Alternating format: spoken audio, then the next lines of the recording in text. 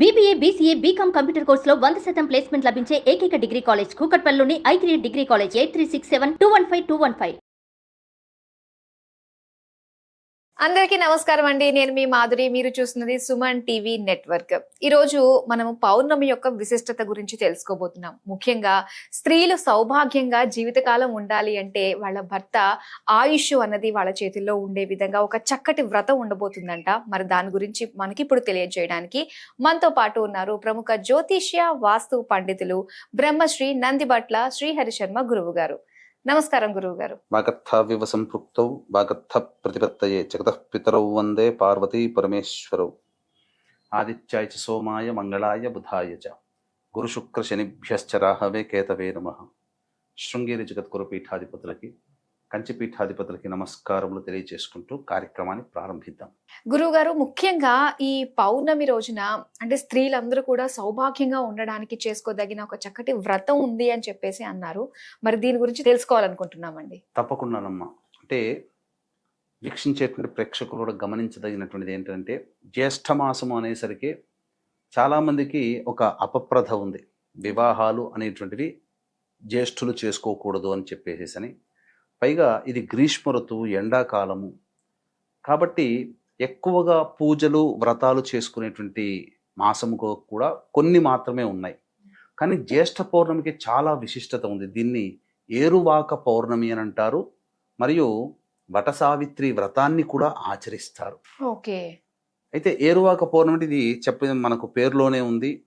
ఈ కర్షకులు అంటే వ్యవసాయం చేసుకునేటువంటి వాళ్ళకి ఇక వ్యవసాయాన్ని ప్రారంభించుకోవడానికి మొదలుపెట్టే రోజు ఈ ఏరువాక పౌర్ణమి. జ్యేష్ఠ పౌర్ణమి మనకు ఈ జూన్ 11వ తారీఖు రోజున వచ్చింది. ఈ రోజున చాలామంది రైతులు, అంటే మొత్తం ప్రపంచవ్యాప్తంగా మన భారతదేశంలో ముఖ్యంగా రైతులు ఈ ఏరువాక పౌర్ణమి రోజున చక్కగా ఎడ్లకి చక్కగా అలంకరణలు చేసి పొంగలిని వండి ఆ పొంగలిని ఎద్దులకి పెడతారు. ఇలా వ్యవసాయం వృత్తిలో ఉన్నటువంటి వ్యవసాయదారులకి ప్రధానమైనటువంటి ఆదాయ వనరు ఎద్దుల ద్వారానే. కాబట్టి ఆ ఎద్దుల్ని చక్కగా అలంకరించి పూజ చేసి ఆ నాగలి దున్నడానికి నాగలికి కూడా పూజ చేసి ఇక ఆ రోజు నుంచి ప్రారంభిస్తారు.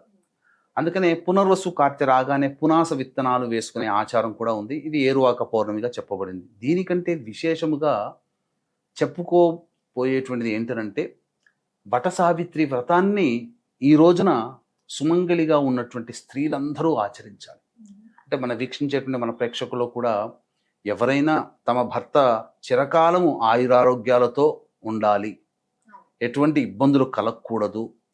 ముఖ్యంగా గండాలు, ఎందుకంటే ఏదో పని మీద ప్రతిరోజు నిమిత్తం భర్త వెళతాడు, మళ్ళీ ఇంటికి క్షేమంగా రావాలి. ముఖ్యంగా గండములు అనేటువంటివి ఉండకూడదు అని చెప్పి ఈ వ్రతాన్ని ఆచరిస్తారు.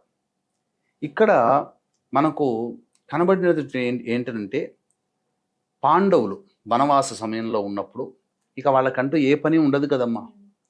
చర్చాగోష్ఠి, ధర్మపరమైనటువంటి ఆలోచనలు, ధర్మాలు ఇవి తెలుసుకోవడమే వాళ్ళకి ఎక్కువగా ఉంది. వ్యాస భగవాన్ల వారు వచ్చినప్పుడు ధర్మరాజు అడుగుతాడు. ఎందుకంటే మనకున్నటువంటి మహాపతివ్రతలలో ద్రౌపది కూడా ఒకటి. ఆమె యొక్క గుణగణాలని చూసి ఆనందపడినటువంటి ధర్మరాజు ఏమంటాడంటే, వ్యాస భగవాన్ వారిని చూసి, ద్రౌపది చాలా నియమస్తురాలు, నిజాయితీ పరురాలు, శ్రద్ధ ఉంటుంది భర్తనగా. కాబట్టి ద్రౌపది లాంటి స్త్రీ ఎవరైనా ఉన్నారా, ఇంతకు ముందు కానీ ఎవరైనా ఉన్నారా అని అడుగుతాడు. అప్పుడు వివరిస్తాడు సావిత్రి యొక్క సంబంధించినటువంటిది. అంటే పూర్వము అశ్వపతి మరియు మాళవిక అనేటువంటి యొక్క దంపతులు సంతానం కోసం ఎంతో గొప్పగా ఆచరించారు. వారు సావిత్రి వ్రతాన్ని ఆచరించారు. ఈ సావిత్రి వ్రతాన్ని పుష్కర కాలం అనగా 12 సంవత్సరాలు ఆచరించినటువంటి కారణం చేత ఈ జ్యేష్ఠ మాసంలోనే ఆచరించాలి. ఓకే, ప్రతి సంవత్సరం కూడా జ్యేష్ఠ మాసంలోనే ఆచరించినటువంటి కారణం చేత అమ్మాయి పుట్టింది. కాబట్టి సావిత్రి పేరుగా అమ్మాయికి సావిత్రి అని పెట్టింది.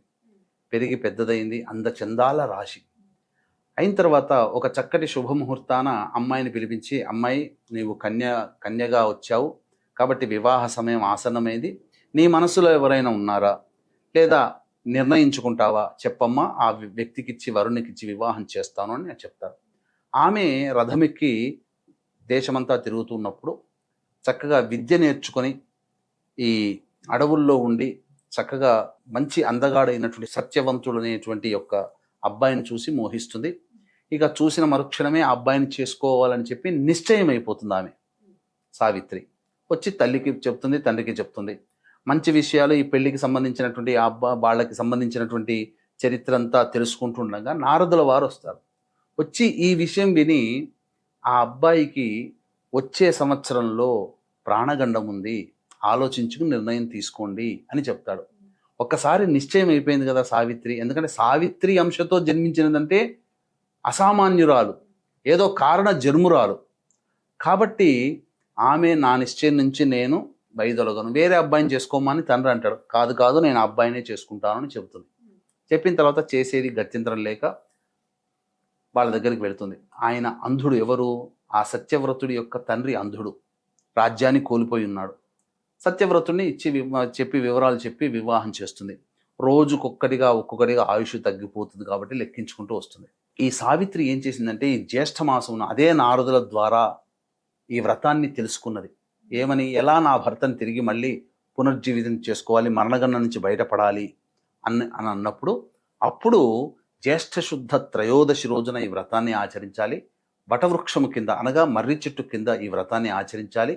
పౌర్ణమి రోజు వరకు అనగా త్రయోదశి, చతుర్దశి, పౌర్ణమి చేసి అప్పుడు 4వ రోజు అయినటువంటి కృష్ణ పాడ్యమి రోజున ఈ వ్రతాన్ని విరమించాలి అని చెప్తుంది. అలా త్రయోదశి రోజున చేసుకున్నది. వ్రతాన్ని ఆచరించే వటవృక్షం కింద చక్కగా సావిత్రి వ్రతాన్ని ఆచరిస్తుంది. పౌర్ణమి తిథి రోజున ఈ మోదుగ సమిధలు తీసుకురావడం కోసం భర్త వెళతాడు. ఈ నారదుడు తెలుస్తుంది, నారదుడి ద్వారా తెలుసుకుంది కదా. ఇదంతా విషయం అంతా సత్యవ్రతుడికి తెలియదు, ఆయుష్ పోతుంది అని చెప్పి. సావిత్రికి మాత్రమే తెలుసు, అత్తమామలకు కూడా తెలియదు, భర్తకు కూడా తెలియదు.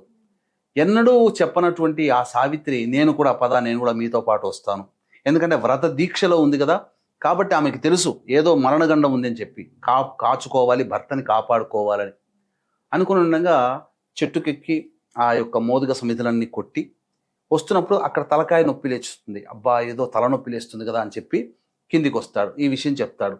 భార్య ఒడిలో నిద్రపోతాడు. ఆ నిద్రపోవడం మరణం అనగా ఆమెను సమీపించడం కోసం, ఆ భర్త యొక్క ఆత్మని తీసుకెళ్ళడం కోసం యమకింకర్లు వస్తారు.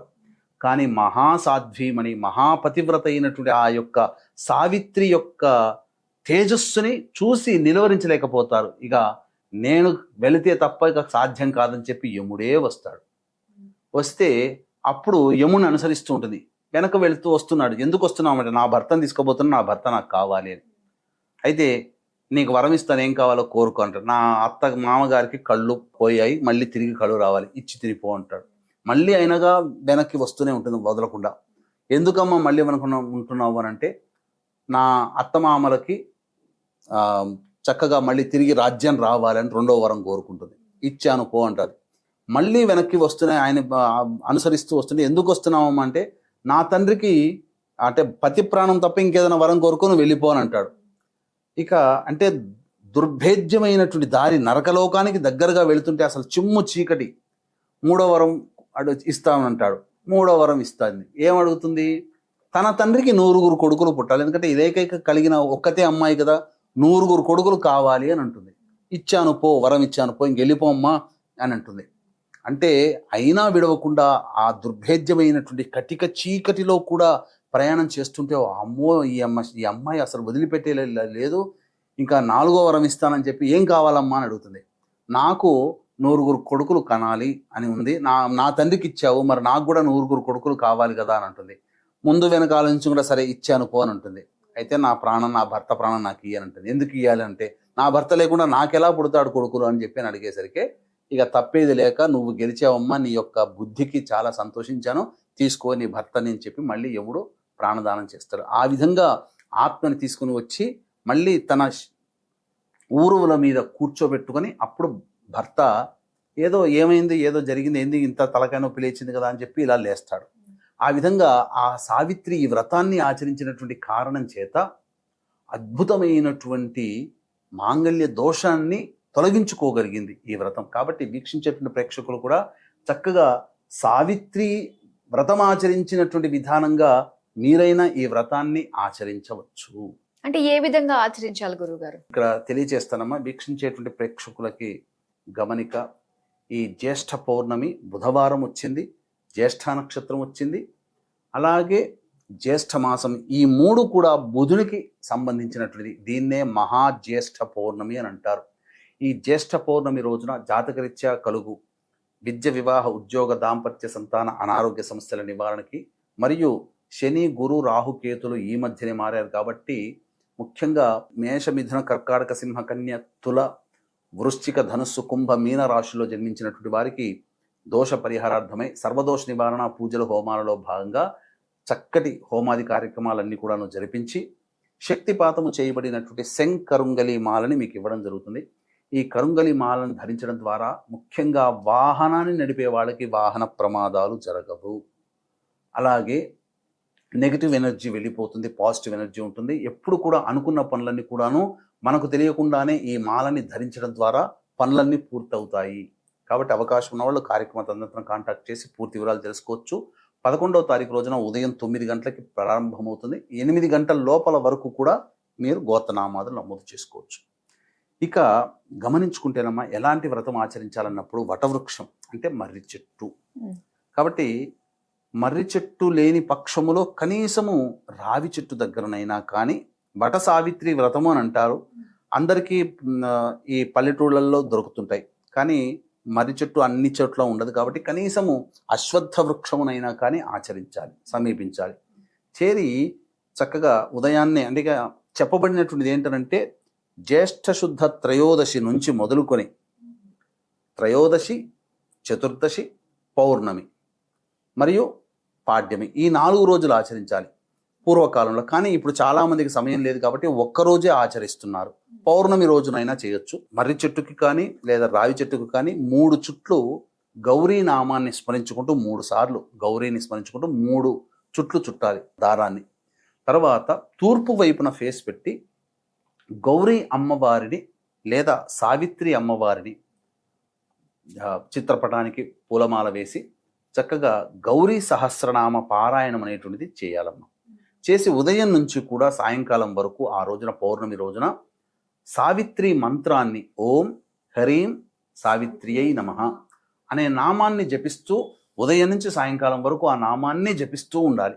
ప్రదోషకాల సమయానికి అప్పుడు ఏవైనా కానీ బ్రాహ్మణునికి దానాది కార్యక్రమాలు, ముఖ్యంగా కుండలో నీరు వేసి ఆ నీటిలో యాలకులు, పచ్చకర్పూరము, తర్వాత ఈ సుగంధాలు, జాజికాయ, జాపిత్రి, లవంగాల పొడి ఇవన్నీ వేసి వట్టివేళ్ళు వేసి ఆ యొక్క బ్రాహ్మణుడికి ఉదక కుంభ దానము చేయాలి. చేసినట్లయితే చాలా మటుకు మంచి జరుగుతుంది. ముఖ్యంగా ఈ పెళ్లి కాని అమ్మాయిలు, అబ్బాయిలు ఈ రోజున జ్యేష్ఠ పౌర్ణమి రోజున విరివిగా నీటిని కానీ మజ్జిగను కానీ దానము చేసినట్లయితే తొందరగా వివాహం అవుతుంది. పద్మపురాణాన్ని ఈ యొక్క పౌర్ణమి రోజున ఎవరైతే దానము చేస్తారో వాళ్ళకి అశ్వమేధ యాగ ఫలితాన్ని పొందుతారు. ఈ విధంగా చేయడం వల్ల నిజంగా చెప్తున్నానమ్మా, ఇది ద్రౌపది కూడా ఆచరించింది. అందుకనే పాండవులు నిహతులు కాలేదు. మీకు గమనించుకున్నట్లయితే యుద్ధంలోనమ్మా ఎన్నో రకాలైనటువంటి ఆపదలు వచ్చినా పాండవులు బ్రతికారు. యుద్ధం అయిపోయిన తర్వాత కూడా మృత్యువు అశ్వత్థామ రూపంలో వచ్చింది. ఆ సమయంలో కూడా పాండవులు చనిపోకుండా పాండవుల పుత్రులైనటువంటి ఉప పాండవులను పాండవులే అనుకొని భ్రమింపజేసి సంహరించడం జరిగింది అశ్వత్థామ. కానీ అదే సమయంలో అదే ప్రదేశంలో పాండవులు ఉంటే మరణించేవాళ్ళు కదా. ఎలా కాపాడగలిగారంటే ద్రౌపది ఈ వ్రతాన్ని ఆచరించింది కాబట్టి సావిత్రి ఈ వ్రతాన్ని ఆచరించి సత్యవంతుణ్ణి మళ్ళీ తిరిగి బ్రతికించుకుంది. ద్రౌపది కూడా ఆచరించి మళ్ళీ పాండవులని పునర్జీవితులు చేసుకోగలిగింది.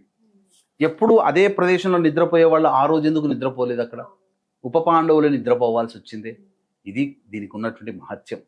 కాబట్టి వీక్షించే మన ప్రేక్షకులు కూడా ఈ యొక్క సావిత్రి వ్రతాన్ని ఈరోజు ఆచరించి వీలైనంతగా దానాది కార్యక్రమాలు చేసినట్లయితే మీ భర్తలకి కూడా భవిష్యత్తులో వచ్చే గండ దోషములు తొలగిపోయి ఆనందంగా దాంపత్యంగా జీవిస్తారు అని చెప్పడంలో ఏమాత్రము సందేహం లేదు.